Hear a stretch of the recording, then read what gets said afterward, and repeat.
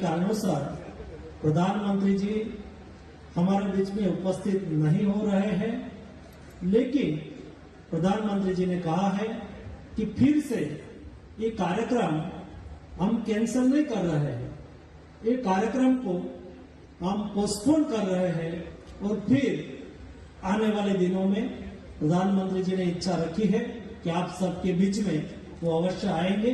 मैं आप सभी से क्षमा चाहूंगा कि प्रधानमंत्री जी कई कारणों से आपके बीच में नहीं पहुंच पाए हैं और यहाँ हम कार्यक्रम आज नहीं कर पाएंगे।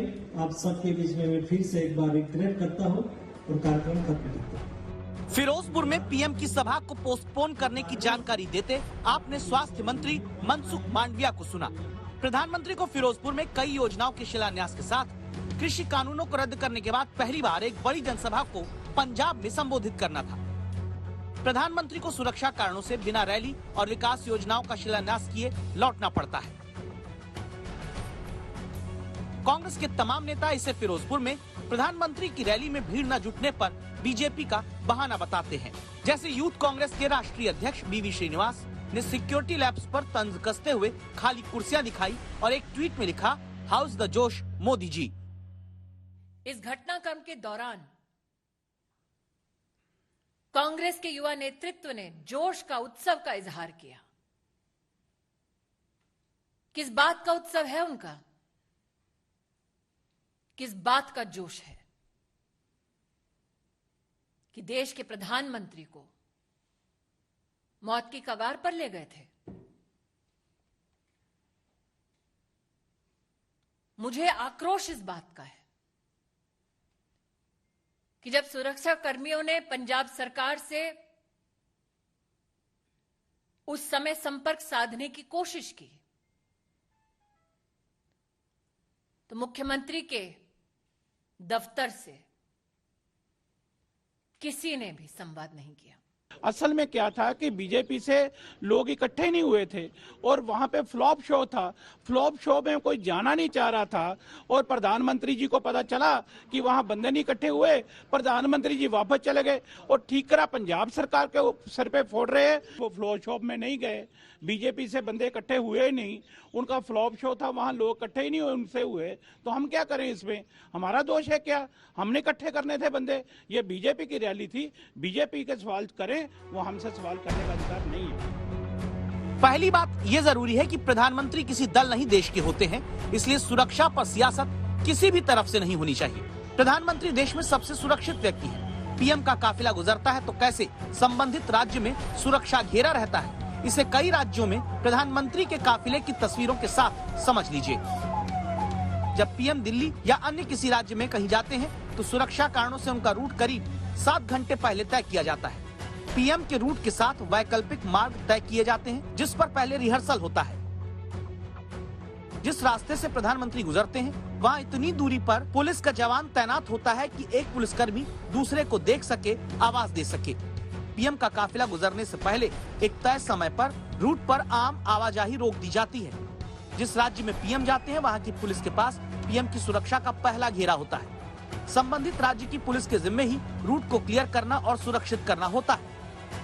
इसे आप और गहनता से समझें, इसलिए एसपीजी के पूर्व एडिशनल डायरेक्टर पीके मिश्रा को अब सुनिए। पहले से तय किया जाता है, इसके ऊपर एडवांस सिक्योरिटी लियाजन किया जाता है और उसके साथ साथ जिस जगह पर उनका रैली होना है उस जगह को 2 दिन पहले उसका एडवांस सिक्योरिटी चेक किया जाता है और वो जो रोड जिसको इस्तेमाल करेंगे वो रोड को भी आरओपी में बिल्कुल उसको ब्लॉक किया जाता है और उसको दोनों साइड जो है उसको ब्लॉक करके रखते हैं और चेक किया जाता है।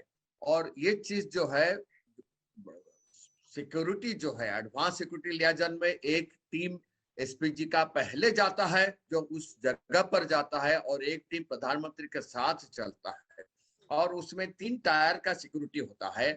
आउटर कर्डन जो होता है स्टेट पुलिस का होता है और उसके बाद जो मिडिल कर्डन होता है पैरामिलिट्री फोर्सेस का होता है, इनर कर्डन जो होता है स्पेशल प्रोटेक्शन ग्रुप का होता है। इसीलिए सवाल उठता है कि क्या पंजाब के डीजीपी ने लापरवाही नहीं की? क्या जिम्मेदारी पंजाब के डीजीपी की नहीं है? लेकिन होती है सिर्फ राजनीति। इसीलिए प्रधानमंत्री की सुरक्षा खतरे में पड़ती है। कुछ प्रदर्शनकारी अचानक कैसे पीएम के रूट पर आ गए, तो सीएम चन्नी कहते हैं कि इससे खतरा नहीं। वो एक राजनीति नहीं थी, वो उनका एजिटेशन पीसफुल एजिटेशन था। यहाँ भी पीसफुल एजिटेशन था। रात हमने एजिटेशन उठाया था, अचानक कोई आकर बैठ गया, तो उसमें कोई ये नहीं है कि जी किसी को खतरा था। ध्यान रखिए कि प्रधानमंत्री का काफिला एक फ्लाईओवर पर 15 से 20 मिनट तक फंसा हुआ खड़ा था। संभव है कि आपको लगे इससे कैसे खतरा हो सकता है। संभव है कि आप सोचें कि अगर काफिला कहीं फंसा तो सुरक्षा कर्मी तो थे ही। इसलिए जरूरी है कि आप एक्सपर्ट की राय को सुनिए।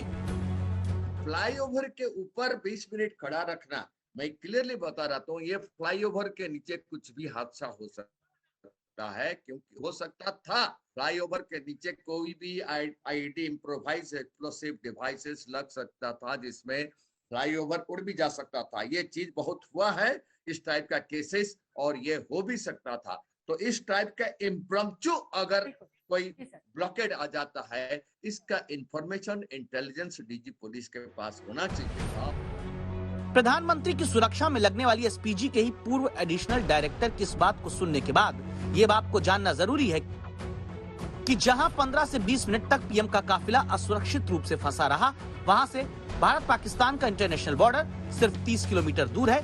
फिरोजपुर पंजाब का बेहद संवेदनशील जिला है। फिरोजपुर के पास ही जलालाबाद है, जहां सितंबर में ब्लास्ट हुआ।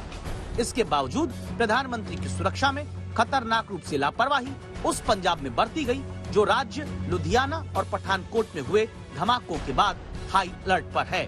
बठिंडा से कमलजीत संधू और फिरोजपुर से सत्येंद्र चौहान के साथ हिमांशु मिश्रा, दिल्ली आज तक।